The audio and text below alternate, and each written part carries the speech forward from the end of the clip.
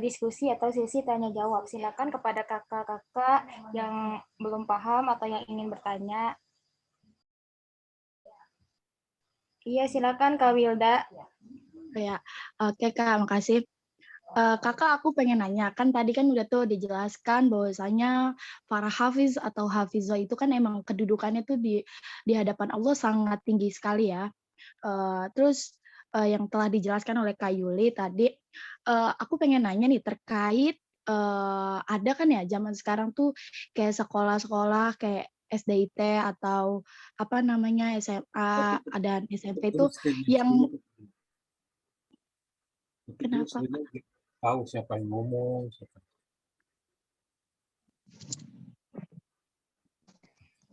Ini Kak, videonya di. Oh iya Kak, baik-baik.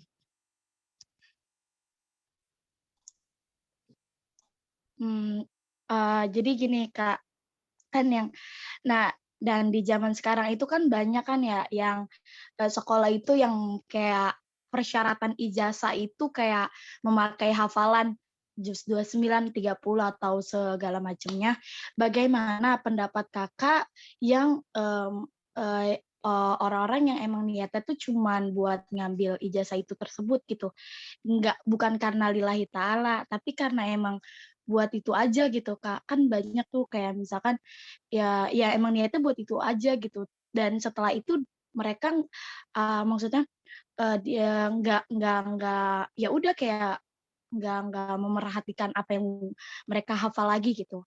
Itu pendapat para kakak pemakalah bagaimana? Itu aja sih Kak. Iya, terima kasih Kak Wilda atas pertanyaannya. Kasih sama-sama. Kak Salsa, aku izin menjawab dulu ya dari pertanyaan Kak Wilda. Iya, silakan Kak. Baik, Kak Wilda, saya akan coba menjawab. Kan tadi Kakak bertanya bagaimana pandangan kita tentang orang-orang yang menghafalkan Al-Quran agar mendapatkan beasiswa, contohnya misalkan masuk universitas atau mungkin masuk SMA negeri atau SMP negeri berkat jalur hafalan gitu ya. Kayak gitu ya Kak Wilda.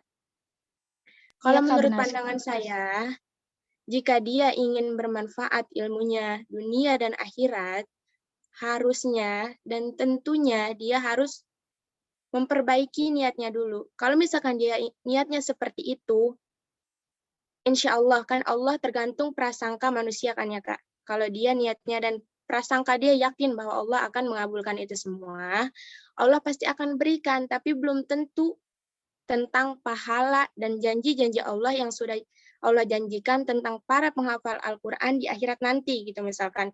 Contohnya orang tuanya akan disematkan mahkota, terus dipakaikan jubah dan juga jaminannya surga. Itu belum tentu Kak, tapi misalkan kenikmatan dunia, insya Allah Allah akan berikan. Kan Allah itu tidak memandang dia kafir atau dia Islam, dia orang susah, dia orang jelek, atau misalkan cantik, atau tampan, tidak memandang itu kan kalau misalkan ingin memberikan rizki. Siapa saja yang Allah kehendaki akan Allah limpahkan rizki.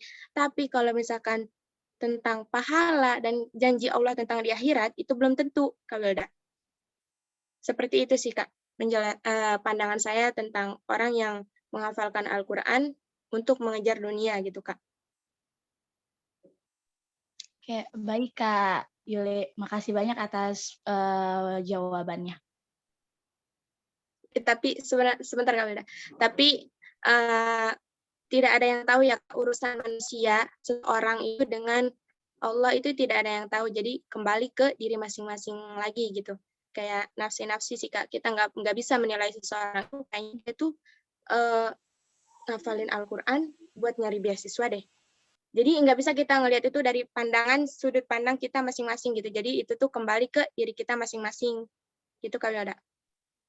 Tergantung niat dan keikhlasan dari mereka masing-masing berarti Kak ya? Iya. Kak izin menambahkan Kak, boleh? Ya nggak apa-apa Kak. Ya Kak izin menambahkan kan kalau misalnya itu ya mungkin apa ya, buat motivasi, sekedar buat motivasi itu nggak apa-apa ya. Terus kan emang ada hadisnya juga kan yang kata innamal a'malu binniyat gitu kan, ya gitulah. Terus kalau menurut saya ya, kalau misalnya itu buat pacuan gitu, buat semangat, itu nggak masalah Kak gitu. Terus kalau emang benar tadi yang kata Kak Yuli bilang, apa ya, kita nggak boleh berprasangka bahwasanya dia itu buat beasiswa atau segala macam gitu Kak, gitu. Ya intinya nggak karena Allah gitu kan. Tapi kita balik lagi kayak yang kita bahas ketika lagi takhrij hadis tuh Kak, yang sama Mama, ya kan. Nah, emang ya mungkin kalau pertamanya kita niatnya bukan karena Allah, karena buat motivasi, itu nggak masalah ya. Nanti kan dia juga lama-lama kadang ada kalanya orang itu bisa sadar gitu, ih kok anak kok ngapal Quran nggak karena Allah ya gitu, kok karena ini. Nah ntar dia lama-lama bisa berubah dan pada akhirnya dia sadar bahwasanya Al-Quran itu apa ya, menghafal Quran itu karena Allah itu bukan karena Allah itu tidak baik, dan di situ dia bisa merubah niat dia gitu Kak. Jadi kalau pertamanya buat motivasi itu sih nggak apa-apa sih kalau menurut saya gitu ya, pribadi. Mohon koreksinya Bapak dan yang lainnya. Jadi ituan ya Kak, ada kalau mungkin ada beberapa orang yang kayak gitu, maksudnya ada waktu di mana mereka tuh bakal sadar akan dirinya sendiri, apa yang mereka hafal dan apa yang mereka udah pernah hafal gitu ya kayak. Jadi dia sadar sendiri, kok bukan karena Allah ya kan, itu nggak baik gitu, dan pada akhirnya dia lama-lama berubah niat kan, jadi baik kayak gitu. Jadi karena Allah, seperti itu Kak. Ya, makasih. Tapi kalau kayak gitu, lingkungan di sekitar mereka tuh berpengaruh nggak untuk diri dia gitu Kak? Bagaimana Kak Wilda? Kayak lingkungan mereka, misalkan nih ada orang nih kayak gitu, tapi niatnya emang buat dapat beasiswa, tapi ketika itu dia emang niatnya buat beasiswa kan, otomatis kan dia kayak ngerasa ketika udah dapet kayak udah ngerasa kayak ya udah kayak gitu. Tapi ketika dia sudah sadar diri itu, apakah berpengaruh dalam lingkungan dia gitu, dalam kehidupan lingkungan dia gitu. Kan terkadang kan emang lingkungan itu 80% itu kan berpengaruh untuk diri kita sendiri kan gitu. Apa itu juga termasuk dari bagian juga gitu Kak? Mohon koreksinya. Dan saya ingin menambahkan. Silakan Kak Yuni. Ini ya, terkait dengan miliunya ya, miliu miliu si penghafal itu ya. Kalau menurut aku sih, kalau misalnya tentang apa sih terkaitan dengan miliu dari seorang penghafal itu, ya justru ketika dia sadar itu kan, ya dia bisa apa ya, bisa bukan meluruskan sih ya bahasanya, ya bisa menyadarkan yang lainnya, kita menyadarkan yang lainnya juga gitu, apa ya, bahwasanya kita tuh menghafal jangan karena ini gitu, tapi karena Allah gitu Kak. Jadi emang sebenarnya milieu itu emang berpengaruh banget gitu kan, lingkungan di sekitar kita emang berpengaruh banget gitu. Tapi ketika kita udah sadar, kita udah tahu kalau bahwasanya menghafal Quran itu karena Allah, ya alangkah baiknya kita memberitahu yang di sekitar kita gitu Kak. Gitu sih menurut aku. Mungkin ada tambahan yang dari yang lainnya. Menambahkan boleh? Iya Kak Winda, silakan. Iya Kak, jadi kalau menurut Winda, Al-Quran itu pilih-pilih Kak. Itu Al-Quran lebih tahu apa niat kita, Al-Quran lebih tahu isi hati kita. Kalau kita niatnya cuma buat dunia, enggak gimana ya? Enggak sedikit orang yang niatnya buat dunia, tapi ujung-ujungnya enggak khatam Quran. Kalaupun mereka itu khatam, mereka itu hafal 30 juz, itu cuma sebentar. Cuma pas targetnya udah kelar, udah. udah ngelupain, udah nggak lupa lagi, udah nggak mungkin lagi gitu Kak. Jadi Quran itu pilih-pilih tergantung niat kitanya gitu. Ada yang awalnya emang buat beasiswa tapi kesananya jadi lillah, jadi sampai akhir hayatnya hafal Quran. Tapi ada juga ya yang sampai hafal gitu terus udah targetnya udah tapi nggak ingat-ingat, tapi ya udah nggak lillah gitu, maksudnya ya udah nanti hafalannya juga lama-lama hilang dengan sendirinya gitu Kak. Pilih-pilih Al-Quran soalnya. Mohon koreksinya Bapak. Sebentar Kak, saya izin menanggapi dari pertanyaan Kak Wilda yang kedua tadi ya, yang Al-Quran dengan lingkungan gitu ya. Kalau menurut saya pribadi gitu Kak, lingkungan itu sangat berpengaruh kepada diri kita. Karena sejatinya kan ya, melawan diri sendiri itu jauh lebih susah daripada melawan musuh ataupun melawan musuh gitu Kak. Ketika kita berperang dengan diri sendiri itu pokoknya susah gitu Kak, karena yang menentukan itu balik lagi ke diri kita, apakah kita bisa melawan nafsu tersebut atau tidak gitu. Dan sedangkan jika lingkungan itu mendukung dengan hawa nafsu kita, itu akan sangat mudah membawa kita ke jalan yang buruk atau jalan yang sesat. Jadi ada kalanya dan ada baiknya gitu. Jika kita ingin menjadi penghafal Al-Quran, carilah lingkungan yang baik dan yang mendukung tujuan kita itu tersebut untuk menghafal Al-Quran. Tapi kita lihat lagi tolak ukurnya diri kita masing-masing.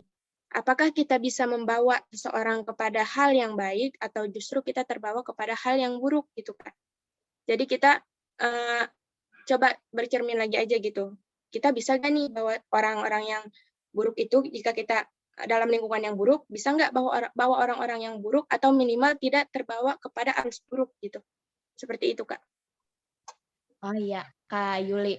Jadi kalau jika diibaratkan gini ya Kak, jika kamu tidak bisa mewarnai, maka jauhin, maksudnya pilih-pilih orang buat berteman gitu. Kalau kita nggak bisa ngejaga diri kita gitu, masih kayak anak kayaknya masih bisa kehasut nih gitu. Jadi kita harus pilih-pilih buat diri kita tuh jauh lebih baik gitu. Tapi kalau kita bisa mewarnai seseorang, itu nggak apa-apa kita bergaul sama yang emang orang bejat pun kita nggak apa-apa, karena kita udah bisa mengkondisikan dalam diri kita dan kita mampu ngebawa orang lain ke jalan yang emang kita yang pengen tuju gitu Kak. Gitu ya Kak? Iya Kak, seperti itu. Oke, makasih Kak Yuli, Kak Winda, dan Kak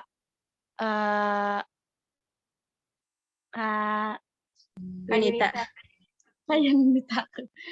Aku makasih semuanya tanggapannya. Mungkin itu aja sih pertanyaan aku. Makasih. Baik Kak, ada lagi Kak yang ingin bertanya? Kak Winda izin Kak, bertanya. saya ingin ini bukan bertanya sih ya. Ya bertanya juga termasuk mungkin. Nih, gimana sih gitu pendapat kakak-kakak? Kan tadi kan dibahas tuh yang katanya kalau baca Quran itu harus suci kan dari hadas ya kan. Nah terus kan kalau kita kan itu kan ngapal gak apa-apa ya mas ya. Kalau lagi haid kan pakai Quran yang artian kan gitu kata dosen kita juga Bu Huzaimah itu nggak apa-apa kan pakai Quran yang artian ya kan Kak.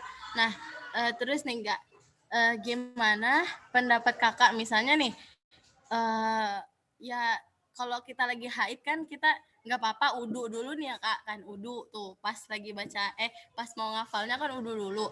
Nah ketika itu abis udu nih misalnya kita kentut gitu Kak, kita kentut kan. Nah terus abis gitu gimana padahal kalau haid itu kan lebih